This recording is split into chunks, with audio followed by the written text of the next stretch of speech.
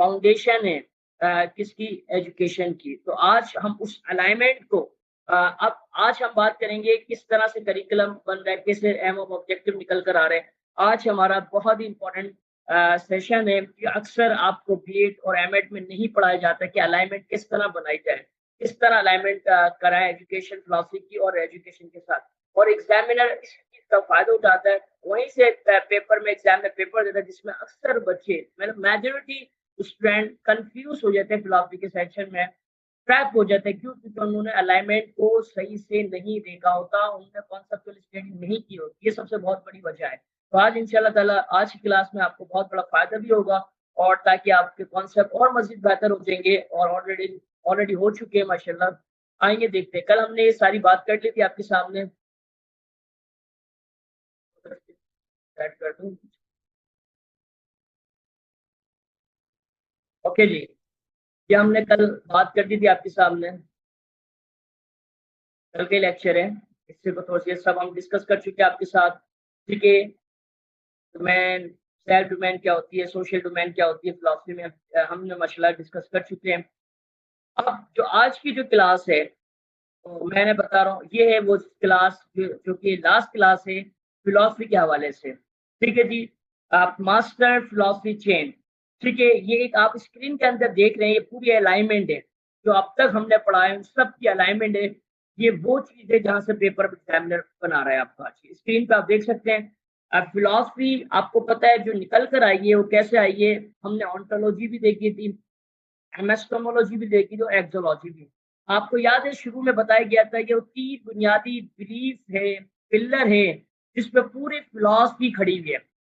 Ontology की जब हम बात करते हैं, हम रियलिटी की बात करते हैं। एमेस्टोमोलॉजी की जब हम बात करते हैं, नॉलेज की बात करते हैं। और एक्सोलॉजी की बात करते हैं, हम वैल्यू की बात करते हैं। ये हमने स्टार्टिंग में डिस्कस कर चुके हैं।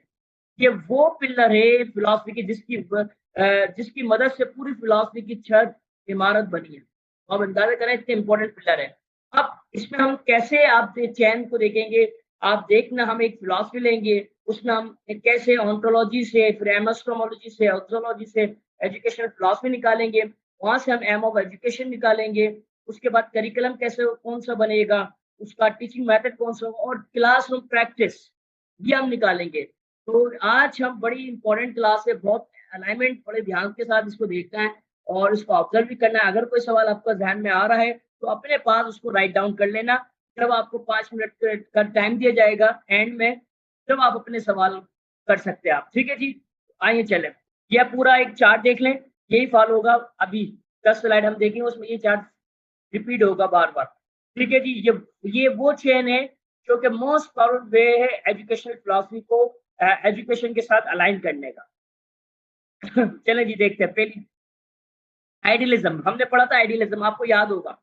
जब इसको रिलेटिव के उस पर देखते हैं, आइडियलिज्म के हिसाब से आपको पता है बहुत अच्छे से, रिलेटिव क्या है जी, आइडिया और माइंड है। ठीक है, आइडियलिस्टिक लोग क्या कहते थे, वो यही कहते थे कि भैया जो नॉलेज मिलती है आपके आइडिया और माइंड से मिलती है। आइडियलिस्टिक लोग, आइडियलिस्टिक फिलॉसफी ये कहती है आपको।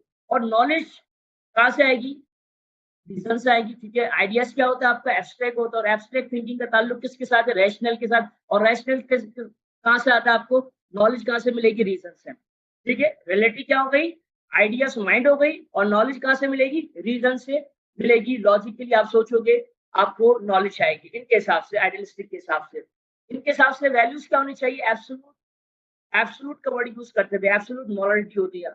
आपको याद है स्टार्टिंग में हमने बात की थी, जब भी आइडियलिज्म का बात होगी, मॉरल मॉरल वैल्यूज की बात होगी, करेक्टर एजुकेशन की बात होगी, ये स्टार्टिंग में आपको बताया था। ठीक है जी, ये इसके इनके हिसाब से जो aim of object, aim of education होगा वो क्या होगा जी, करेक्टर एजुकेशन होगा। क्योंकि जब मॉरल वैल्यूज की बात करते हैं, मॉरल वैल्यूज से हमें क्या मिलता है, करेक्टर एजुकेशन मिलता है। ये बात करते थे। अगर साइड में इजाफी चीजें भी बताऊंगा वो भी आप लिखते जाना।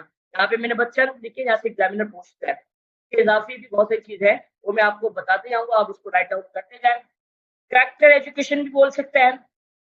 ठीक है, एजुकेशन का दूसरा करेक्टर बिल्डिंग भी कह सकता है ये। ठीक है, ये वर्ड यूज कर सकता है। तो आप और तीसरा ये कल्टेज हेरिटेज भी कह सकता है। तो ठीक है, मॉरल डेवलपमेंट भी कह सकता है। इनके हिसाब से ये एजुकेशन के एम और ऑब्जेक्टिव है। ठीक है जी, करिकुलम क्या होना चाहिए, अब जाहिर है करिकुलम भी वहीं से निकलेगा। जैसे जैसा इनका एम होगा, करिकुलम भी वही निकलेगा। कौन सा सब्जेक्ट पढ़ाएंगे ये लोग? ह्यूमैनिटीज, लिटरेचर, फिलोसफी वाले सब्जेक्ट। अक्सर पेपर में एग्जाम पूछते हैं भाई ये आइडियलिस्टिक फिलोसफी के हिसाब से सब्जेक्ट कौन से हैं, करिकुलम कौन सा बनाते हैं, तो आपको पता होना चाहिए वो करिकुलम कौन सा होगा। ह्यूमैनिटीज के सब्जेक्ट हो गए, लिटरेचर के सब्जेक्ट में, फिलोसफी वाली सब्जेक्ट ये लोग डील करते हैं। ठीक है जी। और मेथड कौन सा होगा? ये सारे ये डिस्कशन लेक्चर मेथड, आप चाहे तो इधर एक नोट कर ले, lecture method, discussion method, Socratic dialogue भी यूज करते हैं।